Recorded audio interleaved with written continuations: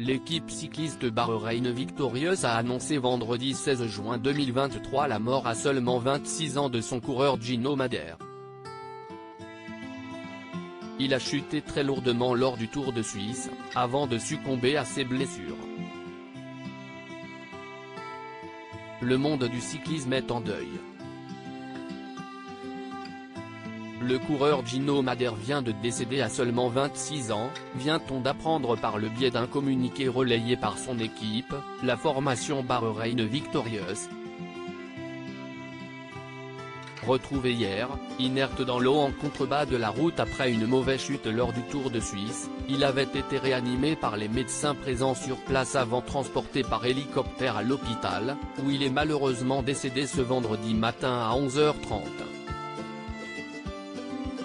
Nous avons dû dire au revoir à l'une des lumières de notre équipe.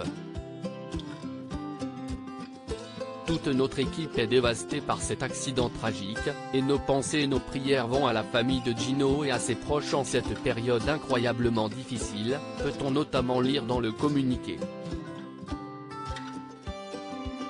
Meilleur jeune du Tour d'Espagne 2021 et vainqueur d'une étape sur le Tour d'Italie la même année, avant de finir deuxième du Tour de Romandie en 2022 puis d'accrocher la 5e place lors de la course Paris-Nice en début d'année 2023, Gino Madère était un coureur très prometteur.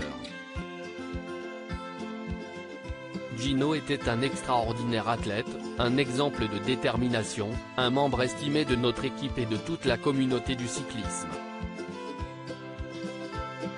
Son talent, son dévouement et sa passion pour le sport nous ont tous inspirés, salue notamment son équipe. Après avoir remporté un titre de vice-champion du monde junior de poursuite en 2015, sa carrière professionnelle avait officiellement débuté en 2019 chez Dimension Data, devenu NTT Pro Cycling.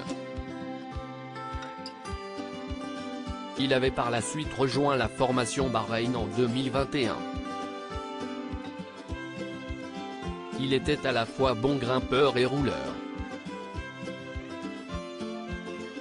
A noter que cette descente d'Albula a également vu chuter au même endroit l'Américain Magnus Sheffield, Ineos Grenadier, resté conscient mais hospitalisé avec des contusions et une commotion cérébrale.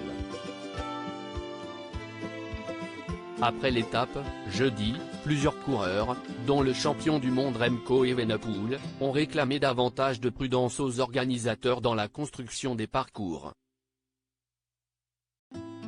J'espère que le final de l'étape du jour donnera matière à réflexion tant aux organisateurs qu'à nous-mêmes, en tant que coureurs, a-t-il notamment déclaré, l'objectif étant d'éviter qu'un tel drame ne se reproduise.